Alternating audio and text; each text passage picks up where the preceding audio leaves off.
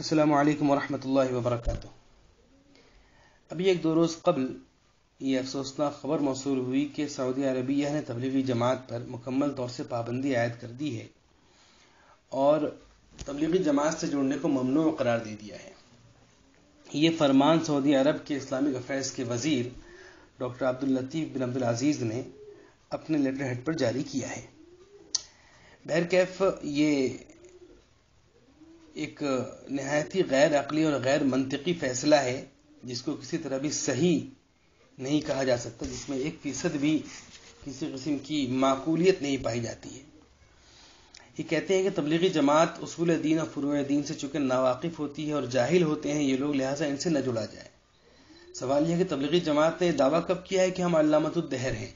یہ جماعت تو ہے ہی ہے اس لیے کہ عوام الناس جڑے اور جڑ کر کے دین کی موٹی موٹی باتیں حاصل کریں، اور دین میں جہاں گہرائی حاصل کرنا ہو، تفقہ فی الدین حاصل کرنا ہو، عقائد کی پختگی حاصل کرنا ہو، دلائل سمجھنے ہو تو علماء کے پاس جائیں۔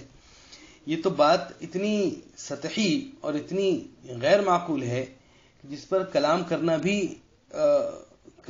کی بھی ضرورت نہیں۔ حضرت مولانا الیاس صاحب رحمۃ اللہ علیہ جو کہ اس تبلیغی جماعت کے بانی ہیں، انہوں نے یہ بات فرمائی تھی کہ ہماری صلت فرت کا مقصد یہ ہے کہ عوام الناس کے اندر طلب پیدا ہو جائے، ان کے اندر دین کی پیاس لگ جائے، اور پھر یہ علماء کے پاس جائیں اور علماء سے علم کو حاصل کریں اور سیکھیں۔ طلب پیدا کرنا اصل مقصود ہے اس جماعت کا۔ تو یہ اعتراض کرنا کہ یہ جاہل ہوتے ہیں، یہ تو کام کی بنیادوں ہی سے ناواقفیت کی دلیل ہے۔ آپ کو پتہ ہی نہیں ہے کہ کام شروع کیوں کیا گیا اور کیا بنیادیں ہیں اس کی۔ یہ کوئی الگ مسلک نہیں ہے، کوئی الگ مشرب نہیں ہے۔ بہرکیف اس جماعت پر پابندی لگانا بڑی خیر کو روک دینے کے مترادف ہے۔ یہ وہ جماعت ہے جو دنیا کے تقریباً 200 ممالک میں کام کرتی ہے، اور چاہے وہ افریقہ کے جنگلات ہوں جہاں موذی جانور پائے جاتے ہیں، جہاں درندے پائے جاتے ہیں، ان جنگلات میں بھی یہ لوگ وقت لگاتے ہیں، وہاں پر جا کر مسلمانوں کو ڈھونڈنا اور ان حضرات کے اندر دین کا کام کرنا، اسلام کی تبلیغ کرنا۔ وہاں پر اگر کوئی غیر مل جائے تو غیروں تک کو اسلام کی تبلیغ کرنا۔ امریکہ کے برفانی علاقوں میں جاتے ہیں، وہاں جا کے 40 دن و چلہ لگاتے ہیں، 4 مہینے لگاتے ہیں۔ ان علاقوں میں جانا اور دین کی بات کو لے کر جانا، اپنی جان، اپنا مال، اپنا وقت لے کر کے جانا، یہ کسی اور جگہ میں نہیں سمجھتا ہوں کہ کوئی اور بھی دین کا کام کرنے والے کوئی ایسی جماعت ہے جو اس درجے اپنے آپ کو لگاتی ہو۔ اس کام کو روکنا بڑی خیر کو روکنے کے مترادف ہے اور بڑی بدبختی اور بدقسمتی کی بات ہے۔ اللہ ان حضرات کو عقل عطا فرمائے۔ بہرکیف انہوں نے ایک بات تو یہ کہی کہ یہ لوگ ناواقف ہوتے ہیں، جاہل ہوتے ہیں، لہذا ان سے نہ جڑا جائے۔ اس سے آگے بڑھ کر بڑی جرأت والی ایک بات کہی ہے، اللہ حفاظت فرمائے۔ آل سعود کی یہ جرأت اللہ رب العزت کے حلم کے سامنے، آل سعود کی جو جرأت ہے یہ بڑی خطرناک ہے اور اس سے ڈرنا چاہیے۔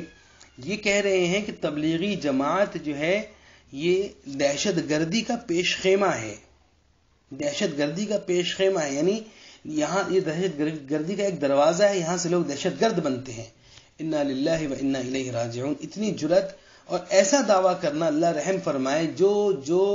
جو جماعت ہمیشہ روزانہ اس بات کو رٹاتی ہو اور بتاتی ہو کہ اکرام مسلم کا مقصد یہ ہے، ادنا مقصد یہ ہے کہ کسی کو ہماری ذات سے تکلیف نہ پہنچے، جو جماعت ہمیشہ سے یہ بات بتاتی ہو اور رٹاتی ہو اور روزانہ رٹاتی اور بتاتی ہو، وہ جماعت بھلا دہشت گرد ہو جائے گی؟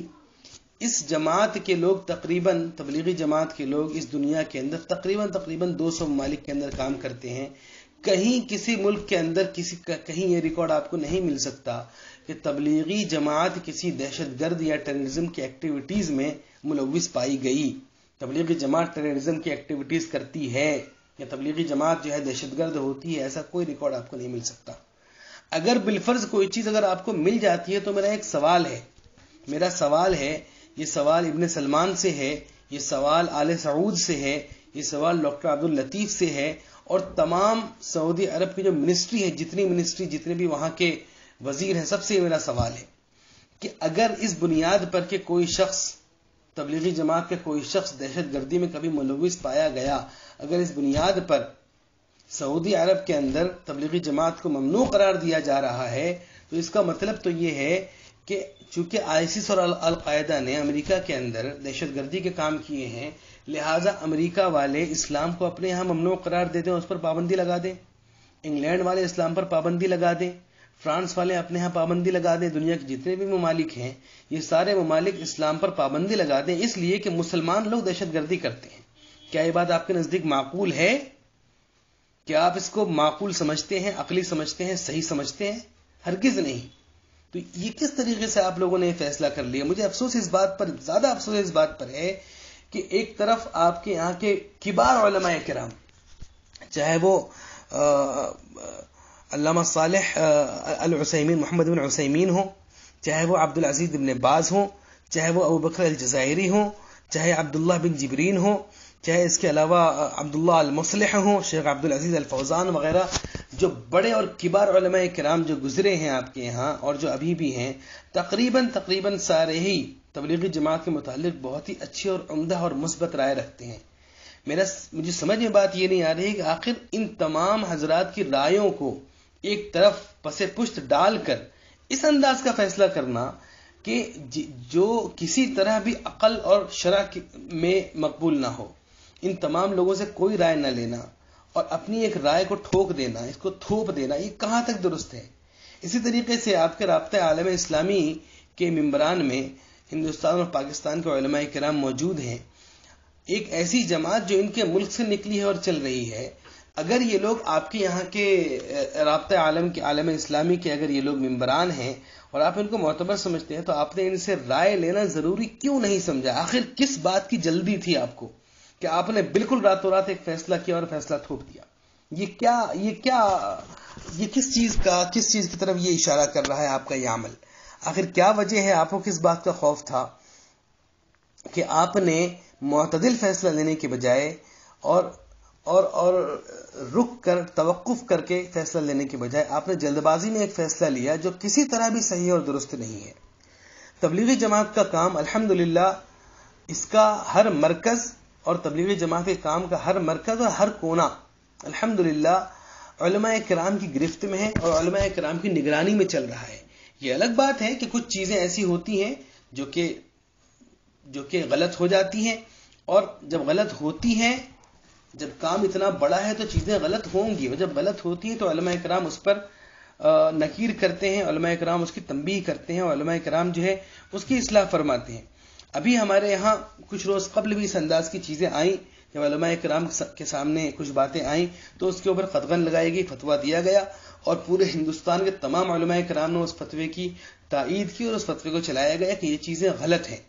لہذا تبلیغی جماعت پر اس انداز کا فیصلہ صادر کر دینا کہ جاہلوں کی جماعت ہے اور یہ جماعت جو ہے گمراہی والی جماعت ہے، یا یہ جماعت اللہ معاف کرے ارہابی جماعت ہے، دہشت گرد جماعت ہے، یا دہشت گردی کا دروازہ کھولتی ہے، یہ قطعاً غیر معقول اور ایک غلط فیصلہ ہے. یہاں پر ایک بات اور سمجھنے کی ہے، وہ یہ ہے کہ تبلیغی جماعت کے متعلق منفی طرز کی جو ذہنیت بنائی گئی ہے حکام عرب کی، اس کے پیچھے ریال خور سلفی علماء کا بہت بڑا ہاتھ ہے. یہ ریال خور سلفی علماء، ایک تو سلفی علماء وہ ہیں جو عرب کے سلفی علماء ہیں جو کہ واقعتاً سلفی ہیں، میں ان کی بات نہیں کر رہا. یہ ریال خور سلفی علماء ہیں جو کہ ہندوستان، پاکستان وغیرہ سے گئے ہیں. ان لوگوں نے ہندوستان کے کچھ بدعتی لوگوں کی ویڈیوز وغیرہ، تصویریں وغیرہ نکال لی، یہ چیزیں وہاں لے جا کر دکھاتے ہیں اور کہتے ہیں بس ہم موحد ہیں، باقی سارے مشرک ہیں، چاہے وہ جو ہوں سب کے سب مشرک ہیں. اور اس بات کو بنیاد بنا کر تمام کے تمام اہل حق علماء کو بھی ان لوگوں نے مشرک اور گمراہ اور بدعتی کہنا شروع کیا. یہ وہ اصل بنیاد ہے جس کی وجہ سے اس انداز کے فرمان جاری ہوتے ہیں سعودی عرب سے. یہ ریال خور علماء، خائن علماء، بددیانت علماء، یہ سعودی عرب میں رہ کر اہل حق کے خلاف، علماء حق کے خلاف پروپیگنڈا کرتے ہیں، جس کی وجہ سے یہاں سے انتشار والی باتیں نکلتی ہیں. اللہ ان لوگوں کو سمجھ عطا فرمائے. آخر میں یہ بات عرض کرنا چاہوں گا کہ جس طریقے سے دارالعلوم دیوبند نے حکام عرب سے یہ بات کہی ہے کہ اپنے اس فیصلے پر نظر ثانی کریں، اسی طرح میں بھی کہتا ہوں کہ سعودی عرب اپنے اس فیصلے پر جلد از جلد نظر ثانی کرے. اگر سعودی عرب نے اپنے اس فیصلے پر نظر ثانی نہیں کی تو امت مسلمہ قیامت تک آل سعود کو ان کے اس فیصلے کی وجہ سے معاف نہیں کرے گی، اور قیامت کے دن ان کا گریبان پکڑا جائے گا۔ السلام علیکم ورحمۃ اللہ وبرکاتہ۔